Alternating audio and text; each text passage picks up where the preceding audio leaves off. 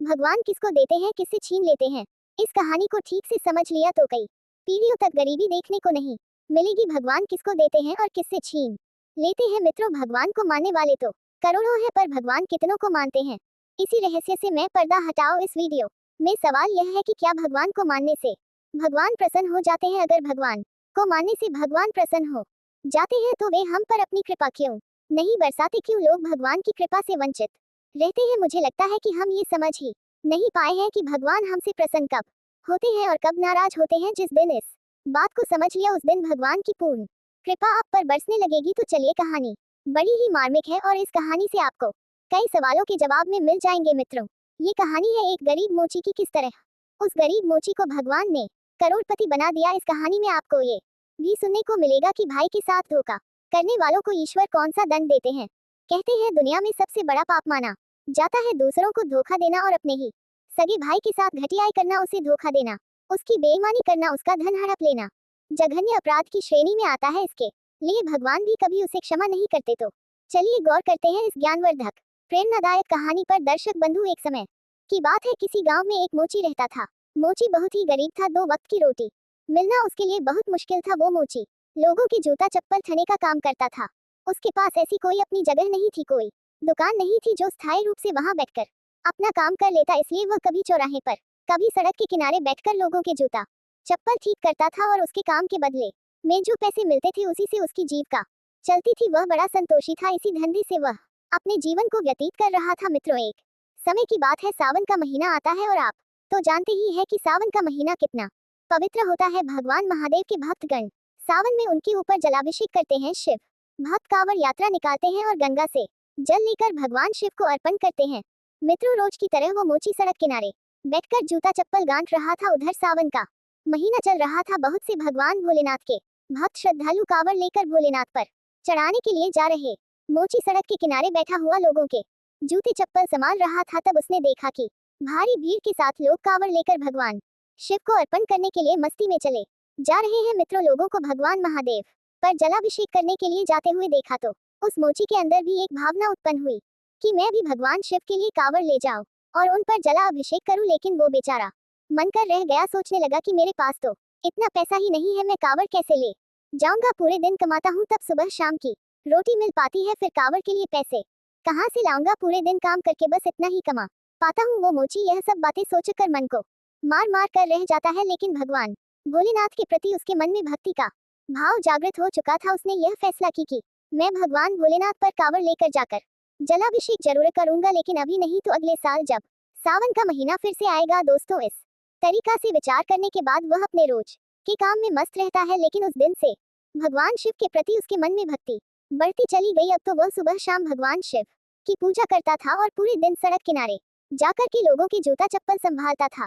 एक दिन की बात है, वो मोची एक दिन कहीं जा रहा था तो रास्ते में उसे एक कुम्हार की दुकान दिखाई पड़ी। कुम्हार मिट्टी के बर्तनों को बना रहा था। उस मोची की नजर पहुंचती है तो उसने देखा कि वहां पर एक गुल्लक रखी हुई थी जिसमें पैसे भरे जाते हैं। मोची ने जब उस गुल्लक को देखा तो विचार किया कि मैं रोज रोज जो पैसा कमाता हूँ उसमें से 2-4 पैसे बचा बचा कर मैं इस गुल्लक में डालता रहूंगा। इसी तरह से मैं एक साल में इतना पैसा इस गुल्लक में इकट्ठा कर लूंगा कि अगले साल मैं भगवान भोलेनाथ पर कांवड़ चढ़ाने जा सकूं, उन्हें जलाभिषेक कर सकूं। दोस्तों, मोची उस गुल्लक को कुम्हार से ले लेता है और गुल्लक लेकर अपने घर पर चला आता है। घर आकर वह अपनी पत्नी से कहता है कि देखिए, हम गुल्लक लेकर आए हैं। पत्नी कहती है, जी इसका क्या करोगे। तब मोची ने अपने मन की इच्छा अपनी पत्नी को बताई। कहने लगा, प्रिय, हम जो रोज पैसा कमाते हैं उसमें से आज से हम पैसा बचाकर इस गुल्लक में डाल दिया करेंगे। धीरे धीरे इस गुल्लक में एक साल में कुछ पैसे इकट्ठे हो जाएंगे। उसके बाद उन पैसों से हम एक कांवड़ तैयार करेंगे और सावन के महीने में भगवान भोलेनाथ पर कांवड़ चढ़ाने जाएंगे। मेरे मन में भी भगवान भोलेनाथ को कांवड़ चढ़ाने की इच्छा उत्पन्न हो रही है। मित्रों, मोची की बात सुनकर उसकी पत्नी बड़ी खुश होती है और कहती है, पियाजी, अगर ऐसी बात है तो आज से मैं भी आपके इस काम में सहयोग करूंगी। दोस्तों, अब तो वो मोची और उसकी पत्नी भगवान भोलेनाथ की पूजा करते हैं और पूरे दिन अपना काम करते हैं। शाम को जो पैसा कमा के मोची लाता है उसमें से 2 पैसे जो बचते थे उस गुल्लक में डाल देता था। इस तरीका से समय बीतता चला गया और एक साल के बाद में उसने अपनी गुल्लक को भी भर लिया। इधर जब सावन का महीना आ जाता है तो सावन के महीने में हर साल की तरह भगवान शिव के भक्त अपनी अपनी कांवड़ लेकर के जलाभिषेक करने के लिए भगवान शिव के मंदिर की ओर चल पड़ते हैं। इधर मोची ने जैसे ही देखा तो उसने भी सोचा अब इस सावन में इस साल में तो मैं जरूर भगवान शिव के ऊपर कांवर चढ़ाओ। दोस्तों अब वो अपने घर पर चला जाता है और घर पर जाकर के अपनी गुल्लक को तोड़ता है तो उसमें से जो पैसे निकलते हैं उन्हें ले जाकर बाजार से कांवर तैयार करता है। एक प्यारी सी कांवर खरीदता है और उसको बहुत अच्छी तरह सजाता है। फिर बड़े भाव के साथ गंगा स्नान करने के लिए जाता है। गंगा स्नान करता है और वहां पर अपने लोटे में जल भरकर अपनी कांवर में रखकर भगवान शिव को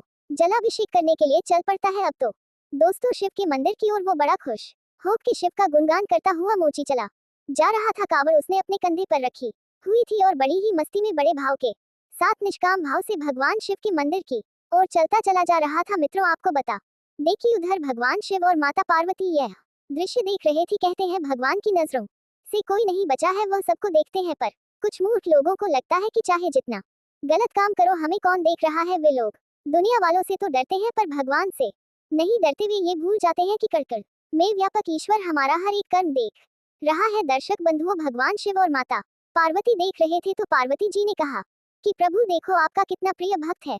1 साल से बेचारा इस दिन के लिए पैसा जमा कर रहा था। 1 साल के बाद में पैसा इकट्ठा करके इसने कांवर बनाई है और आपके ऊपर जल चढ़ाने के लिए बड़े भाव के साथ चलता चला जा रहा है। दोस्तों तब भगवान शिव कहते हैं देवी पार्वती से कि हे पार्वती देख तो मैं भी रहा हूँ, तुम सही कह रही हो। यह मेरा भक्त मुझसे मिलने के लिए 1 वर्ष से योजना बना रहा है, एक एक पैसा इकट्ठा कर रहा था।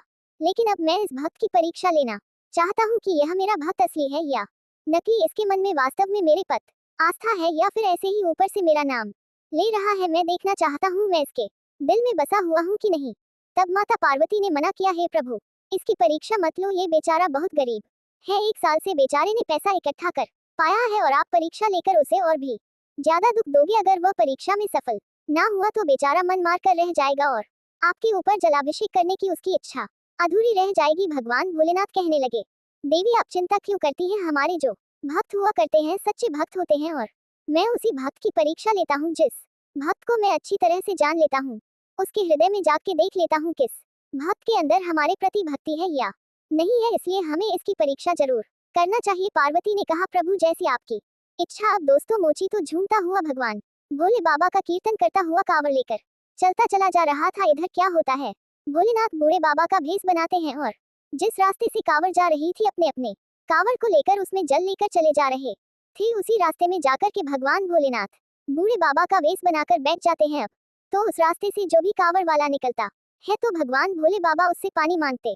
हैं कि हे भाई मुझे थोड़ा जल पिला दो, मैं बड़ा प्यासा हूँ, प्यास की वजह से मेरा दम निकला जा रहा है, कृपया मुझ प्यासे को पानी पिलाकर मेरी जान बचाए। मित्रों एक दीनहीन बूढ़े आदमी को देखकर वे कांवर उसे देखते हैं और कहते हैं कैसा पागल बुढ़ा बैठा हुआ है, कह रहा है जल पिला दो, इसे ये भी नहीं पता कि यह जल हम भगवान शिव पर अभिषेक करने के लिए ले जा रहे हैं। अगर यह जल हम इसे पिला देंगे तो भगवान भोलेनाथ पर क्या चढ़ाएंगे। अब ये बुढ़ा मरे तो मर जाए, हमें इससे कोई मतलब नहीं, हम ये जल इसे पिलाकर अपनी रद्द करने वाले नहीं है। मित्रों वहां से जितने भी श्रद्धालु गुजरते हैं भगवान शिव बूढ़े बाबा के भेष में सबसे पानी का आग्रह करते हैं, मगर कोई भी उन्हें पानी पिलाने के लिए तैयार ना होता है। उधर माता पार्वती भी देख रही थी कि इतने लोगों में कोई भी मेरे स्वामी को जल नहीं पिला रहा है। कैसी भक्ति है जो एक मनुष्य का दुख किसी को नजर नहीं आ रहा है। दोस्तों बहुत देर के बाद में जब वही मोची आता है जो भगवान की भक्ति में लीन था और जैसे ही वह उनके सम्मुख आता है भगवान के पास से होकर गुजरता है, बूढ़े बाबा के बश में बैठे हुए भगवान भोलेनाथ उसे रोक लेते हैं और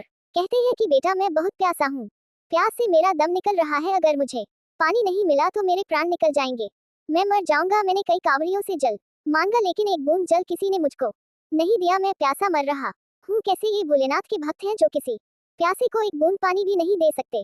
बेटा बहुत बड़ी मेहरबानी होगी अगर आप हमें ये जल पिला देंगे, तो जिस लोटे में आप ये जल लेकर जा रहे हो ये जल ही मुझे पिला दो तो मेरी जान बच जाएगी। दोस्तों बूढ़े बाबा की बात सुनकर मोची रुक जाता है और बूढ़े बाबा की ओर बड़े गौर से देखता है, सोचता है यह बाबा बहुत प्यासे मालूम पड़ रहे हैं, इसलिए मुझसे जल मांग रहे हैं। जल तो मैं लेकिन ये जल तो मैं भोले बाबा के ऊपर चढ़ाने के लिए ले जा रहा हूँ। मैंने 1 साल से पैसे इकट्ठे किए थे तब ये कांवर सजा पाई है, बड़ी मेहनत की है और बड़ी खुशी से ये कांवर में जल लेकर मैं जा रहा हूँ। 1 साल से मैं इंतजार करता रहा कि कब सावन का महीना आएगा तो मैं भगवान शिव के ऊपर जलाभिषेक करूंगा। 1 साल के बाद मेरा ये सपना पूरा हुआ है। मित्रों मोची सोच विचार में डूबा हुआ था, इतने में बूढ़े बाबा कहते हैं बेटा क्या सोच रहे हो, मैं प्यास से मरा जा रहा हूँ, जल्दी से पानी पिला दो नहीं तो मेरी मृत्यु हो जाएगी। बूढ़े बाबा को पानी के लिए गिड़गिड़ा आता हुआ देखकर मोची एकदम करुणा से भर जाता है। उसने तुरंत भगवान भोलेनाथ से क्षमा मांगी, कहने लगा, प्रभु मुझे माफ करना, मैं ये कावड़ और जल अगले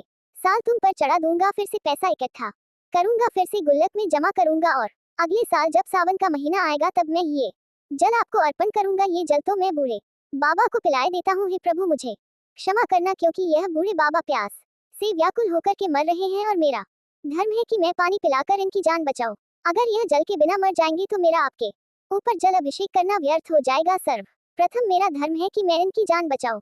अगर पानी के बिना यह मर गए तो मुझे भारी पाप लगेगा। मित्रों, यही सोचकर मोची ने वो जल उन बूढ़े बाबा को पिला दिया। मित्रों, उसे नहीं मालूम था कि यह बूढ़े बाबा ही भगवान भोलेनाथ है, लेकिन उसने मानव सेवा की अपना सबसे बड़ा धर्म समझा और उन्हें पानी पिला दिया। उसके बाद जब उनकी प्यास शांत होती है तो मोची उन्हें प्रणाम करता है और कहता है कि बाबा, अब मैं अपने घर वापस जा रहा हूँ, क्योंकि अब मेरे पास भोले बाबा पर चढ़ाने के लिए जल तो नहीं है। कोई बात नहीं, मैं भगवान को जल अगली वर्ष चढ़ा दूंगा। दोस्तों, ये कहा कि वो मोची जो था वह अपने घर के लिए वापस चलने लगता है। तब भगवान शिव जो बूढ़े बाबा के बेस में थे, उन्होंने उसे रोक लिया और कहा कि बेटा रुक जाओ, तुम अपने घर जा रहे हो और घर कभी खाली हाथ नहीं जाते हैं। जब भी आप घर जाए तो कुछ ना कुछ लेकर जाए, मैं तुमको कुछ दे रहा हूँ, इसे लेते जाए। मोची सोचने लगा, पता नहीं ये बूढ़े बाबा क्या देंगे।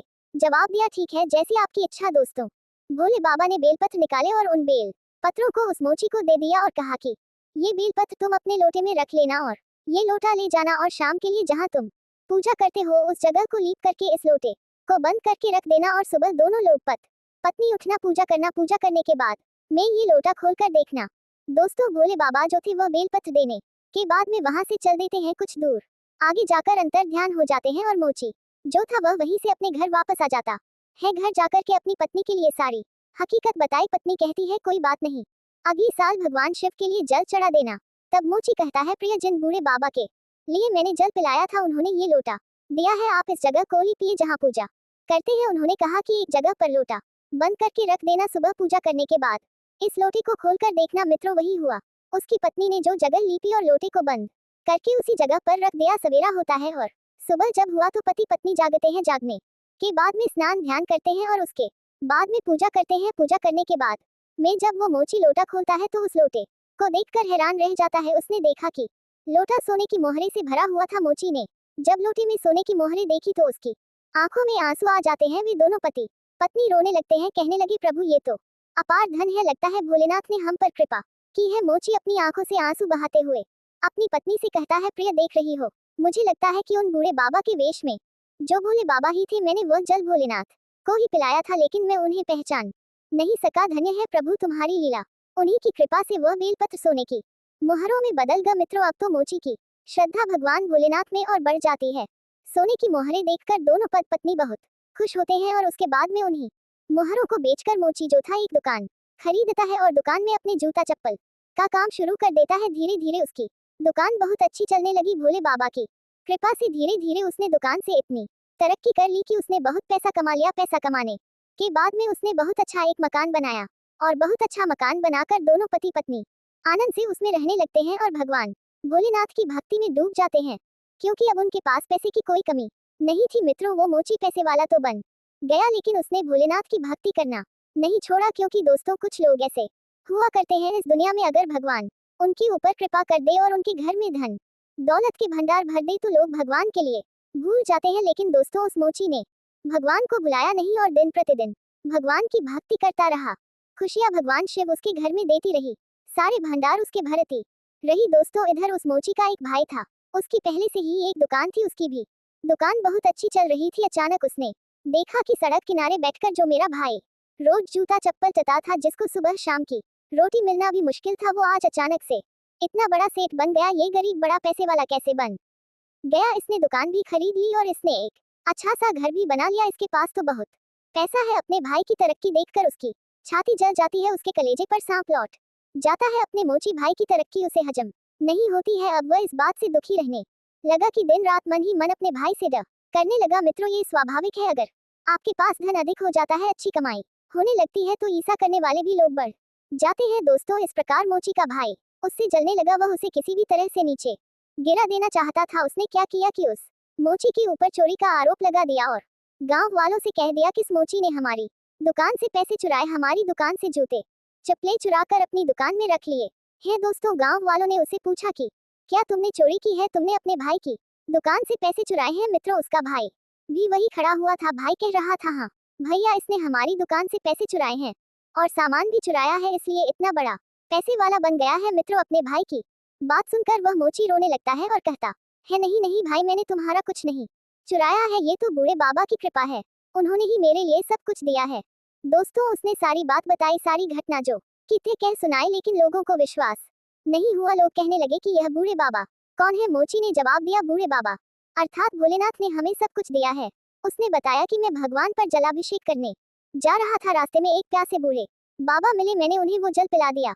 उन्होंने मुझे बेलपत्र दिए थे, वो बेलपत्र ही सोने की मोहरे में बन गई। उन्हीं मोहर को बेचकर मैंने ये सब किया है, मैंने किसी की चोरी नहीं की है। मित्रों, मोची की बात सुनकर सब हंसने लगे और कहने लगे कि यह पागल है, भोले बाबा किसी को देने के लिए स्वयं चलकर नहीं आते। जवाब दिया, नहीं, आप विश्वास करिए, ये भोले बाबा ने ही मुझको दिया है। लेकिन दोस्तों, कहते हैं ना कि इस दुनिया के लोग बड़े अजीब हैं, जब तक चमत्कार नहीं देख लेती तब तक विश्वास नहीं करती। यही कारण है कि लोगों के पास भगवान भी जाए तो भी वे नहीं पहचान पाते हैं, क्योंकि उनके ऊपर लोभ के नाम का पर्दा पड़ा हुआ है। लोग लालच में इतने फंसे हुए हैं, इसलिए भगवान को पहचान नहीं पाते। और दोस्तों, ये बात सच है कि जिस इंसान के ऊपर लो लालच माया का पर्दा पड़ा हुआ है, माया ने उसे ढक लिया है, तो भगवान अपने रूप ही क्यों ना जाए तो भी लोग उन्हें नहीं पहचान पाएंगे। दर्शक बंधुओं, गांव के लोगों ने कहा, यह मोची हम सबको बेवकूफ बना रहा है, भोले बाबा किसी को आकर के नहीं देते। दोस्तों, वो मोची बहुत रोया, फिर भोले बाबा से शिकायत करता हुआ बोला, हे प्रभु, आपने ये क्या कर दिया? मुझे तो आपने ये धन तो दे दिया और मुझे मिल भी गया, आपकी कृपा से मेरे पास सब कुछ हो गया, ये सब आपका है, आपने दिया है, पर आज मुझे चोर बना दिया गया। इस संसार के लोगों ने मुझे चोर बना दिया है। संसार के लोगों की छोड़ो, मेरे भाई ने ही मुझे चोर बना दिया। इससे अच्छा तो यही होता कि आप मेरे लिए सब कुछ देते ही ना, मैं गरीब ही रहता, तो कम से कम में चोर तो नहीं बनता। मित्रों, इस तरीका से वो मोची भोले बाबा को याद करता है और बहुत रोता है। फिर दोस्तों, उसके भाई ने कहा कि देखो भाइयों, हम ऐसे नहीं मानेंगे, हम पूरे गांव की पंचायत बैठाए, यह ऐसे नहीं मानने वाला। जब पंचायत बुलाई जाएगी तभी अपना अपराध स्वीकार करेगा। मित्रों, अगले दिन उसका भाई पूरे गांव की पंचायत बुलाता है। पंचायत में पूछा कि भाई, ये बताओ तुम्हारा पैसा किसने चुराया? तो उसने बताया कि मेरा मोची भाई चोर है, इसने मेरी दुकान का सारा सामान चुरा लिया है, मेरा पैसा चुराकर यह अमीर बन गया है, मुझे मेरा पैसा दिलाए। यह मेरा भाई भाई कुछ नहीं है, भाई के नाम पर कलंक है। मुझे क्या पता था यह इतना बड़ा चोर है, मेरा सारा पैसा चुरा लेगा, मेरी दुकान से सामान चुरा कर इसने अपनी दुकान में रख लिया। पंचों ने मोची से पूछा, क्या ये सब सच है कि तूने पैसा चुराया है? दोस्तों, मोची रोता हुआ हाथ जोड़ करके कहता है, हे पंच परमेश्वर, मैं आपको परमेश्वर मानता हूँ और मैं सच कहता हूँ कि मैंने इनकी दुकान से कोई पैसा नहीं चुराया है, ना कोई सामान चुराया है। मेरे ऊपर तो बूढ़े बाबा की अर्थात भोले बाबा की कृपा हुई है, जो भी आज हमारे पास है ये सब भोले बाबा ने दिया है।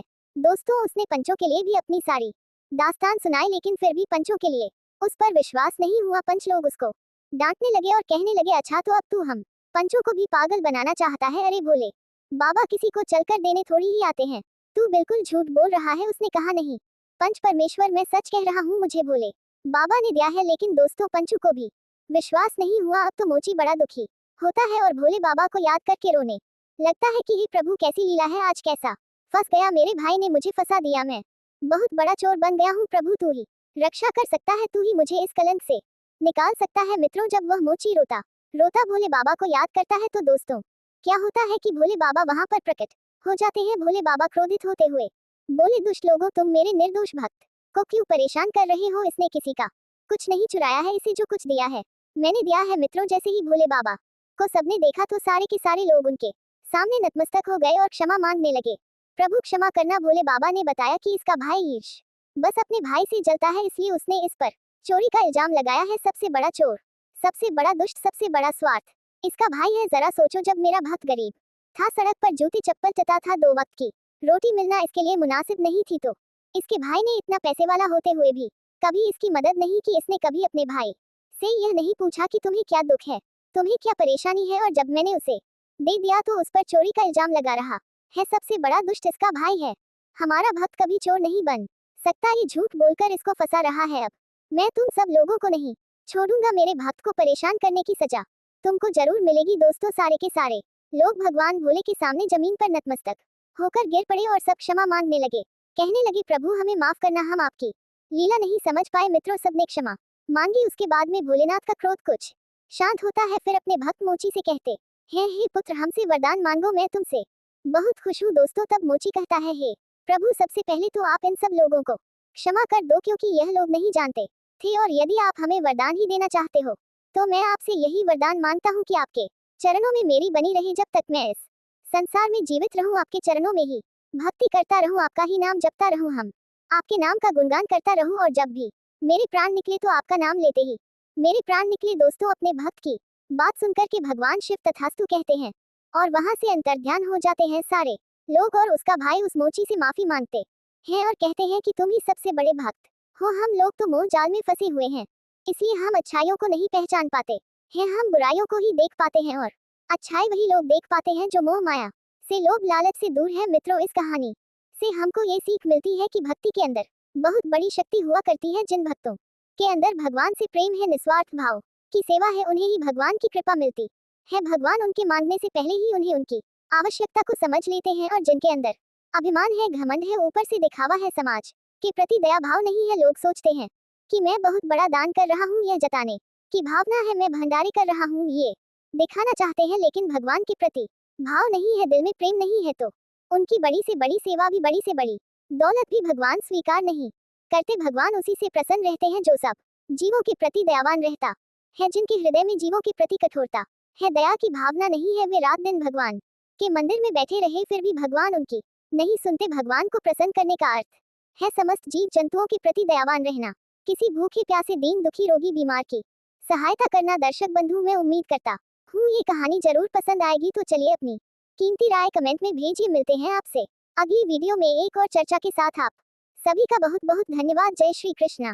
भगवान किसको देते हैं, किससे छीन लेते हैं, इस कहानी को ठीक से समझ लिया तो कई पीढ़ियों तक गरीबी देखने को नहीं मिलेगी। भगवान किसको देते हैं और किससे छीन लेते हैं। मित्रों, भगवान को मानने वाले तो करोड़ों हैं, पर भगवान कितनों को मानते हैं, इसी रहस्य से मैं पर्दा हटाओ। इस वीडियो में सवाल यह है कि क्या भगवान को मानने से भगवान प्रसन्न हो जाते हैं?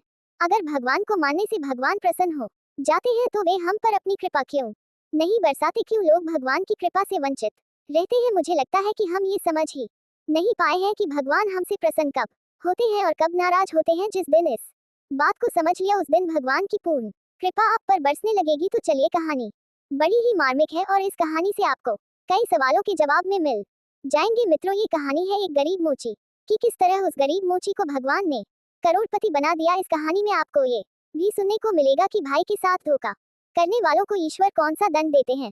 कहते हैं दुनिया में सबसे बड़ा पाप माना जाता है दूसरों को धोखा देना, और अपने ही सगे भाई के साथ घटियाई करना, उसे धोखा देना, उसकी बेईमानी करना, उसका धन हड़प लेना जघन्य अपराध की श्रेणी में आता है। इसके लिए भगवान भी कभी उसे क्षमा नहीं करते। तो चलिए गौर करते हैं इस ज्ञानवर्धक प्रेरणादायक कहानी पर। दर्शक बंधु, एक समय की बात है, किसी गांव में एक मोची रहता था।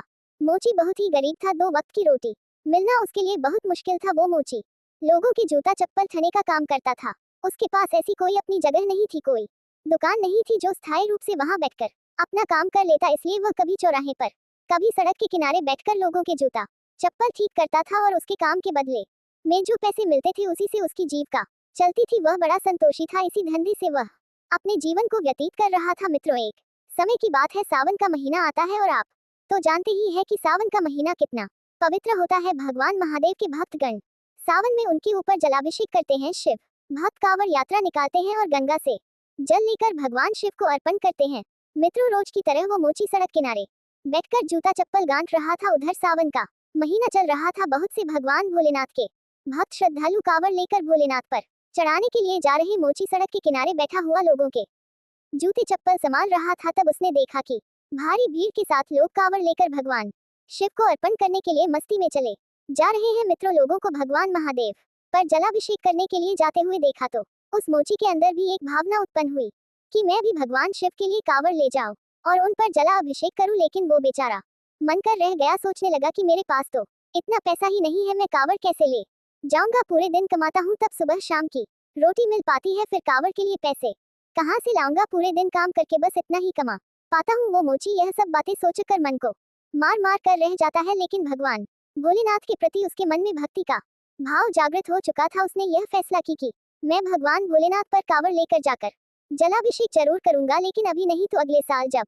सावन का महीना फिर से आएगा दोस्तों। इस तरीका से विचार करने के बाद वह अपने रोज के काम में मस्त रहता है, लेकिन उस दिन से भगवान शिव के प्रति उसके मन में भक्ति बढ़ती चली गई। अब तो वह सुबह शाम भगवान शिव की पूजा करता था और पूरे दिन सड़क किनारे जाकर के लोगों के जूता चप्पल संभालता था। एक दिन की बात है, वो मोची एक दिन कहीं जा रहा था तो रास्ते में उसे एक कुम्हार की दुकान दिखाई पड़ी। कुम्हार मिट्टी के बर्तनों को बना रहा था। उस मोची की नजर पहुंचती है तो उसने देखा कि वहां पर एक गुल्लक रखी हुई थी जिसमें पैसे भरे जाते हैं। मोची ने जब उस गुल्लक को देखा तो विचार किया कि मैं रोज रोज जो पैसा कमाता हूँ उसमें से 2-4 पैसे बचा बचा कर मैं इस गुल्लक में डालता रहूंगा। इसी तरह से मैं एक साल में इतना पैसा इस गुल्लक में इकट्ठा कर लूंगा कि अगले साल मैं भगवान भोलेनाथ पर कांवड़ चढ़ाने जा सकूं, उन्हें जलाभिषेक कर सकूं। दोस्तों, मोची उस गुल्लक को कुम्हार से ले लेता है और गुल्लक लेकर अपने घर पर चला आता है। घर आकर वह अपनी पत्नी से कहता है कि देखिए हम गुल्लक लेकर आए हैं। पत्नी कहती है जी इसका क्या करोगी? तब मोची ने अपने मन की इच्छा अपनी पत्नी को बताई। कहने लगा प्रिय, हम जो रोज पैसा कमाते हैं उसमें से आज से हम पैसा बचाकर इस गुल्लक में डाल दिया करेंगे।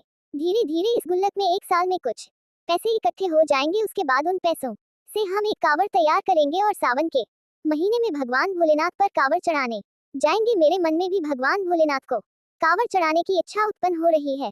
मित्रों, मोची की बात सुनकर उसकी पत्नी बड़ी खुश होती है और कहती है पियाजी, अगर ऐसी बात है तो आज से मैं भी आपके इस काम में सहयोग करूंगी। दोस्तों, अब तो वो मोची और उसकी पत्नी भगवान भोलेनाथ की पूजा करते हैं और पूरे दिन अपना काम करते हैं। शाम को जो पैसा कमा के मोची लाता है उसमें से 2 पैसे जो बचते थे उस गुल्लक में डाल देता था। इस तरीका से समय बीतता चला गया और एक साल के बाद में उसने अपनी गुल्लक को भी भर लिया। इधर जब सावन का महीना आ जाता है तो सावन के महीने में हर साल की तरह भगवान शिव के भक्त अपनी अपनी कांवड़ लेकर के जलाभिषेक करने के लिए भगवान शिव के मंदिर की ओर चल पड़ते हैं। इधर मोची ने जैसे ही देखा तो उसने भी सोचा अब इस सावन में इस साल में तो मैं जरूर भगवान शिव के ऊपर कांवड़ चढ़ाओ। दोस्तों, अब वो अपने घर पर चला जाता है और घर पर जाकर के अपनी गुल्लक को तोड़ता है तो उसमें से जो पैसे निकलते हैं उन्हें ले जाकर बाजार से कांवड़ तैयार करता है। एक प्यारी सी कांवड़ खरीदता है और उसको बहुत अच्छी तरह सजाता है। फिर बड़े भाव के साथ गंगा स्नान करने के लिए जाता है। गंगा स्नान करता है और वहां पर अपने लोटे में जल भरकर अपनी कांवड़ में रखकर भगवान शिव को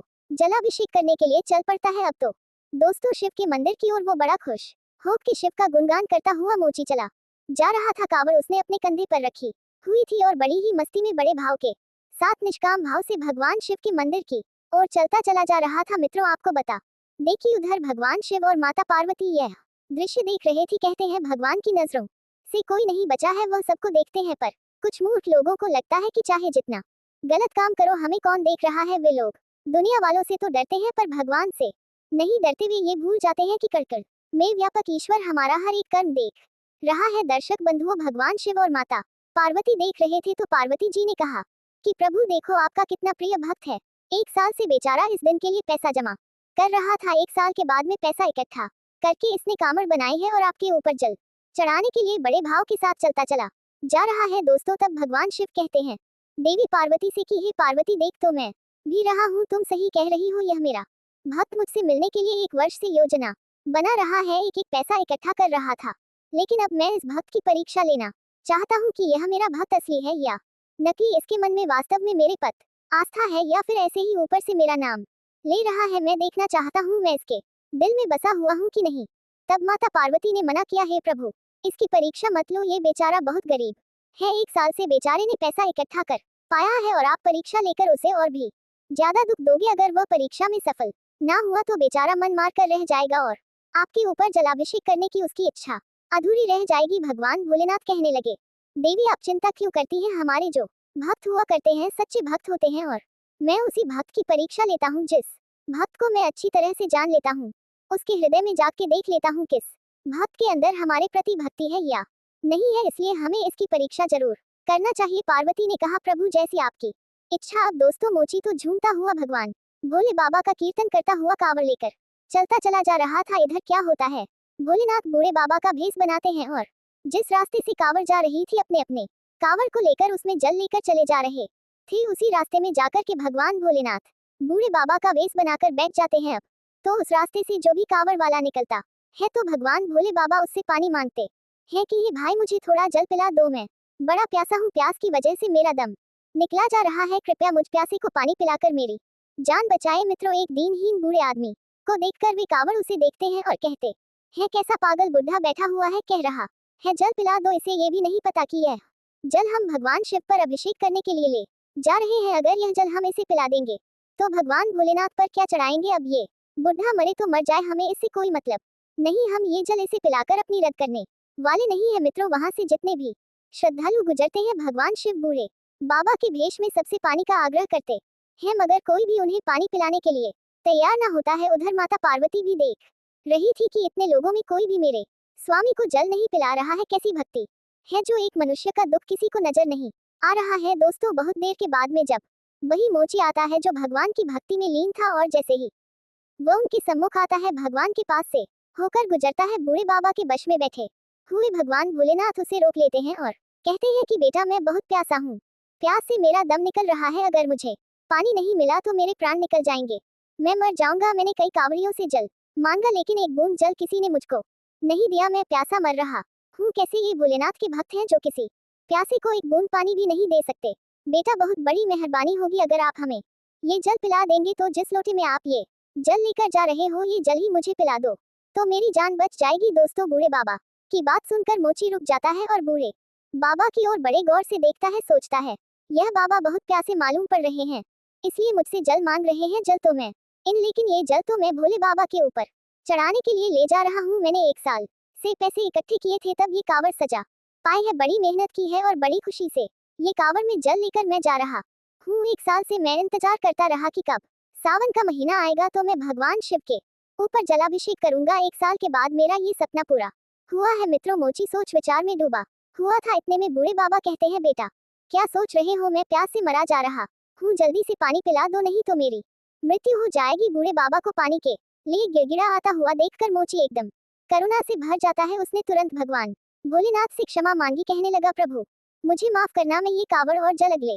साल तुम पर चढ़ा दूंगा, फिर से पैसा इकट्ठा करूंगा, फिर से गुल्लक में जमा करूंगा और अगले साल जब सावन का महीना आएगा तब मैं ये जल आपको अर्पण करूंगा। ये जल तो मैं बूढ़े बाबा को पिलाए देता हूँ। हे प्रभु मुझे क्षमा करना, क्योंकि यह बूढ़े बाबा प्यास से व्याकुल होकर के मर रहे हैं और मेरा धर्म है कि मैं पानी पिलाकर इनकी जान बचाऊं। अगर यह जल के बिना मर जाएंगे तो मेरा आपके ऊपर जल अभिषेक करना व्यर्थ हो जाएगा। सर्व प्रथम मेरा धर्म है कि मैं इनकी जान बचाऊं, अगर पानी के बिना यह मर गए तो मुझे भारी पाप लगेगा। मित्रों, यही सोचकर मोची ने वो जल उन बूढ़े बाबा को पिला दिया। मित्रों, उसे नहीं मालूम था कि यह बूढ़े बाबा ही भगवान भोलेनाथ है, लेकिन उसने मानव सेवा की अपना सबसे बड़ा धर्म समझा और उन्हें पानी पिला दिया। उसके बाद जब उनकी प्यास शांत होती है तो मोची उन्हें प्रणाम करता है और कहता है कि बाबा, अब मैं अपने घर वापस जा रहा हूँ, क्योंकि अब मेरे पास भोले बाबा पर चढ़ाने के लिए जल तो नहीं है। कोई बात नहीं, मैं भगवान को जल अगली वर्ष चढ़ा दूंगा। दोस्तों, ये कहा कि वो मोची जो था वह अपने घर के लिए वापस चलने लगता है। तब भगवान शिव जो बूढ़े बाबा के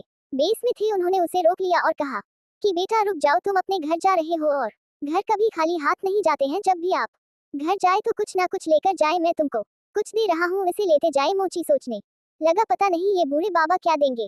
जवाब दिया, ठीक है, जैसी आपकी इच्छा। दोस्तों, भोले बाबा ने बेलपत्र निकाले और उन बेल पत्रों को उस मोची को दे दिया और कहा कि ये बेलपत्र तुम अपने लोटे में रख लेना और ये लोटा ले जाना और शाम के लिए जहाँ तुम पूजा करते हो उस जगह को लीप करके इस लोटे को बंद करके रख देना और सुबह दोनों लोग पत्नी उठना, पूजा करना। पूजा करने के बाद मैं ये लोटा खोलकर देखना। दोस्तों, भोले बाबा जो थे वह बेलपत्र देने के बाद में वहां से चल देते हैं। कुछ दूर आगे जाकर अंतर ध्यान हो जाते हैं और मोची जो था वह वहीं से अपने घर वापस आ जाता है। घर जाकर के अपनी पत्नी के लिए सारी हकीकत बताई। पत्नी कहती है, कोई बात नहीं, अगले साल भगवान शिव के लिए जल चढ़ा देना।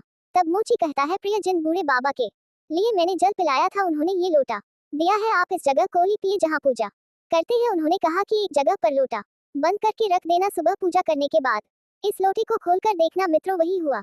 उसकी पत्नी ने जो जगह लीपी और लोटे को बंद करके उसी जगह पर रख दिया। सवेरा होता है और सुबह जब हुआ तो पति पत्नी जागते हैं। जागने के बाद में स्नान ध्यान करते हैं और उसके बाद में पूजा करते हैं। पूजा करने के बाद में जब वो मोची लोटा खोलता है तो उस लोटे को देखकर हैरान रह जाता है। उसने देखा कि लोटा सोने की मोहरे से भरा हुआ था। मोची ने जब लोटे में सोने की मोहरे देखी तो उसकी आंखों में आंसू आ जाते हैं। वे दोनों पति पत्नी रोने लगते हैं, कहने लगे, प्रभु ये तो अपार धन है, लगता है भोलेनाथ ने हम पर कृपा की है। मोची अपनी आंखों से आंसू बहाते हुए अपनी पत्नी से कहता है, प्रिय, देख रही हो, मुझे लगता है कि उन बूढ़े बाबा के वेश में जो भोले बाबा ही थे, मैंने वह जल भोलेनाथ को ही पिलाया था, लेकिन मैं उन्हें पहचान नहीं सका। धन्य है प्रभु तुम्हारी लीला, उन्हीं की कृपा से वह बेलपत्र सोने की मोहरों में बदल ग मित्रों अब तो मोची की श्रद्धा भगवान भोलेनाथ में और बढ़ जाती है।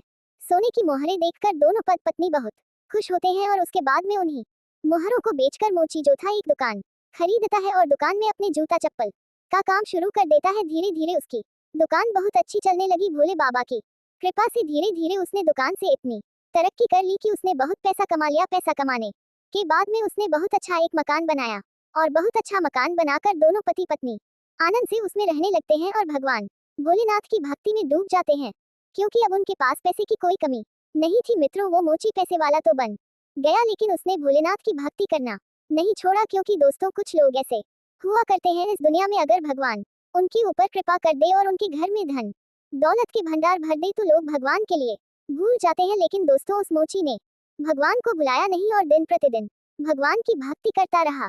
खुशियां भगवान शिव उसके घर में देती रही, सारे भंडार उसके भरती रही। दोस्तों इधर उस मोची का एक भाई था, उसकी पहले से ही एक दुकान थी, उसकी भी दुकान बहुत अच्छी चल रही थी। अचानक उसने देखा कि सड़क किनारे बैठकर जो मेरा भाई रोज जूता चप्पल चटा था, जिसको सुबह शाम की रोटी मिलना भी मुश्किल था, वो आज अचानक से इतना बड़ा सेठ बन गया। ये गरीब बड़ा पैसे वाला कैसे बन गया? इसने दुकान भी खरीद ली और इसने एक अच्छा सा घर भी बना लिया। इसके पास तो बहुत पैसा है। अपने भाई की तरक्की देखकर उसकी छाती जल जाती है, उसके कलेजे पर सांप लौट जाता है। अपने मोची भाई की तरक्की उसे हजम नहीं होती है। अब वह इस बात से दुखी रहने लगा कि दिन रात मन ही मन अपने भाई से डर करने लगा। मित्रों ये स्वाभाविक है, अगर आपके पास धन अधिक हो जाता है, अच्छी कमाई होने लगती है, तो ईर्ष्या करने वाले भी लोग बढ़ जाते हैं। दोस्तों इस प्रकार मोची का भाई उससे जलने लगा। वह उसे किसी भी तरह से नीचे गिरा देना चाहता था। उसने क्या किया कि उस मोची के ऊपर चोरी का आरोप लगा दिया और गांव वालों से कह दिया कि इस मोची ने हमारी दुकान से पैसे चुराए, हमारी दुकान से जूते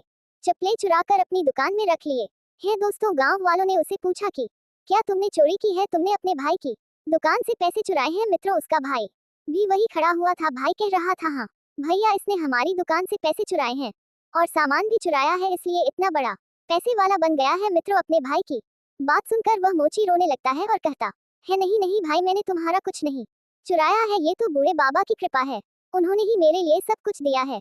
दोस्तों उसने सारी बात बताई, सारी घटना जो कि थे कह सुनाई, लेकिन लोगों को विश्वास नहीं हुआ। लोग कहने लगे कि यह बूढ़े बाबा कौन है? मोची ने जवाब दिया, बूढ़े बाबा अर्थात भोलेनाथ ने हमें सब कुछ दिया है।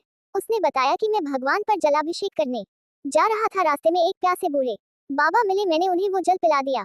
उन्होंने मुझे बेलपत्र दिए थे, वो बेलपत्र ही सोने की मोहरे में बन गई। उन्हीं मोहर को बेचकर मैंने ये सब किया है, मैंने किसी की चोरी नहीं की है। मित्रों मोची की बात सुनकर सब हंसने लगे और कहने लगे कि यह पागल है, भोले बाबा किसी को देने के लिए स्वयं चलकर नहीं आते। जवाब दिया, नहीं आप विश्वास करिए, ये भोले बाबा ने ही मुझको दिया है। लेकिन दोस्तों कहते हैं ना कि इस दुनिया के लोग बड़े अजीब हैं, जब तक चमत्कार नहीं देख लेती तब तक विश्वास नहीं करती। यही कारण है कि लोगों के पास भगवान भी जाए तो भी वे नहीं पहचान पाते हैं, क्योंकि उनके ऊपर लोभ के नाम का पर्दा पड़ा हुआ है। लोग लालच में इतने फंसे हुए हैं, इसलिए भगवान को पहचान नहीं पाते। और दोस्तों ये बात सच है कि जिस इंसान के ऊपर लो लालच माया का पर्दा पड़ा हुआ है, माया ने उसे ढक लिया है, तो भगवान अपने रूप ही क्यों ना जाए तो भी लोग उन्हें नहीं पहचान पाएंगे।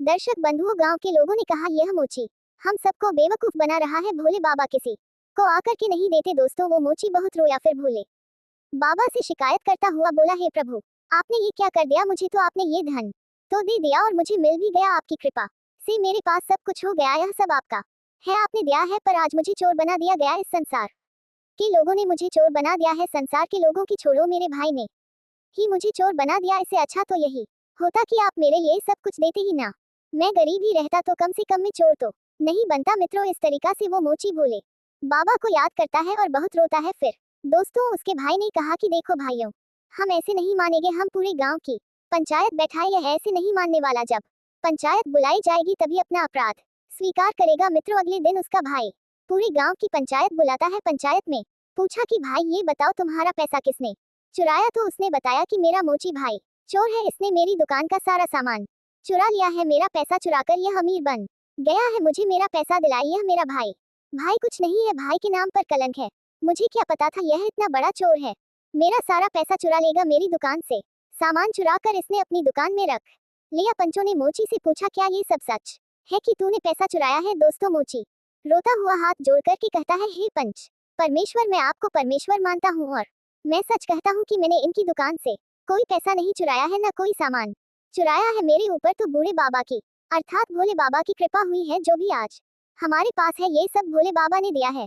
दोस्तों, उसने पंचों के लिए भी अपनी सारी दास्तान सुनाई, लेकिन फिर भी पंचों के लिए उस पर विश्वास नहीं हुआ। पंच लोग उसको डांटने लगे और कहने लगे, अच्छा तो अब तू हम पंचों को भी पागल बनाना चाहता है। अरे भोले बाबा किसी को चलकर देने थोड़ी ही आते हैं, तू बिल्कुल झूठ बोल रहा है। उसने कहा, नहीं पंच परमेश्वर, मैं सच कह रहा हूँ, मुझे भोले बाबा ने दिया है। लेकिन दोस्तों, पंचू को भी विश्वास नहीं हुआ। अब तो मोची बड़ा दुखी होता है और भोले बाबा को याद करके रोने लगता है कि हे प्रभु, कैसी लीला है, आज कैसा फंस गया, मेरे भाई ने मुझे फंसा दिया, मैं बहुत बड़ा चोर बन गया हूँ। प्रभु तू ही रक्षा कर सकता है, तू ही मुझे इस कलंक से निकाल सकता है। मित्रों, जब वह मोची रोता रोता भोले बाबा को याद करता है तो दोस्तों क्या होता है कि भोले बाबा वहां पर प्रकट हो जाते हैं। भोले बाबा क्रोधित होते हुए बोले, दुष्ट लोगों, तुम मेरे निर्दोष भक्त को क्यों परेशान कर रहे हो? इसने किसी का कुछ नहीं चुराया है, इसे जो कुछ दिया है मैंने दिया है। मित्रों, जैसे ही भोले बाबा को सबने देखा तो सारे के सारे लोग उनके सामने नतमस्तक हो गए और क्षमा मांगने लगे।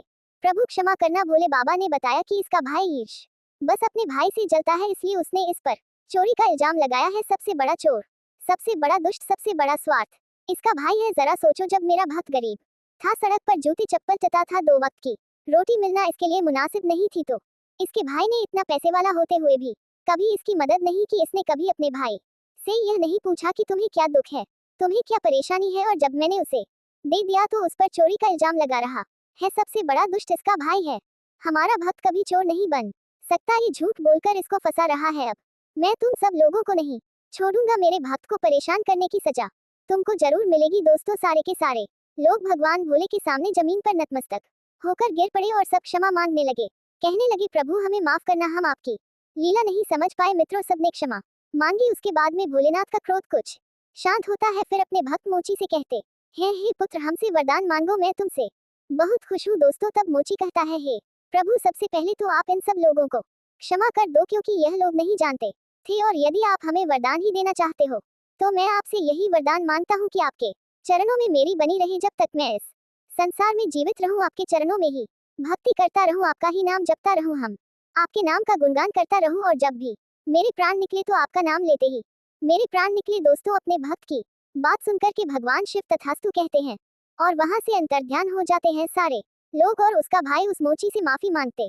हैं और कहते हैं कि तुम ही सबसे बड़े भक्त हो, हम लोग तो मोह जाल में फंसे हुए हैं, इसलिए हम अच्छाइयों को नहीं पहचान पाते हैं, हम बुराइयों को ही देख पाते हैं, और अच्छाई वही लोग देख पाते हैं जो मोह माया से, लोभ लालच से दूर है। मित्रों, इस कहानी से हमको ये सीख मिलती है कि भक्ति के अंदर बहुत बड़ी शक्ति हुआ करती है। जिन भक्तों के अंदर भगवान से प्रेम है, निस्वार्थ भाव की सेवा है, उन्हें ही भगवान की कृपा मिलती है। भगवान उनके मांगने से पहले ही उन्हें उनकी आवश्यकता को समझ लेते हैं, और जिनके अंदर अभिमान है, घमंड है, ऊपर से दिखावा है, समाज के प्रति दया भाव नहीं है, लोग सोचते हैं कि मैं बहुत बड़ा दान कर रहा हूँ, यह जताने की भावना है, मैं भंडारी कर रहा हूँ, ये दिखाना चाहते हैं, लेकिन भगवान के प्रति भाव नहीं है, दिल में प्रेम नहीं है, तो उनकी बड़ी से बड़ी सेवा भी, बड़ी से बड़ी दौलत भी भगवान स्वीकार नहीं करते। भगवान उसी से प्रसन्न रहते हैं जो सब जीवों के प्रति दयावान रहता है, जिनके हृदय में जीवों के प्रति कठोरता है, दया की भावना नहीं है। वे रात दिन भगवान के मंदिर में बैठे रहे, फिर भी भगवान उनकी नहीं सुनते। भगवान को प्रसन्न करने का अर्थ है समस्त जीव जंतुओं के प्रति दयावान रहना, किसी भूखे प्यासे, दीन दुखी, रोगी बीमार की सहायता करना। दर्शक बंधु, मैं उम्मीद करता हूँ ये कहानी जरूर पसंद आएगी, तो चलिए अपनी कीमती राय कमेंट में भेजिए। मिलते हैं आपसे अगली वीडियो में एक और चर्चा के साथ। आप सभी का बहुत बहुत धन्यवाद। जय श्री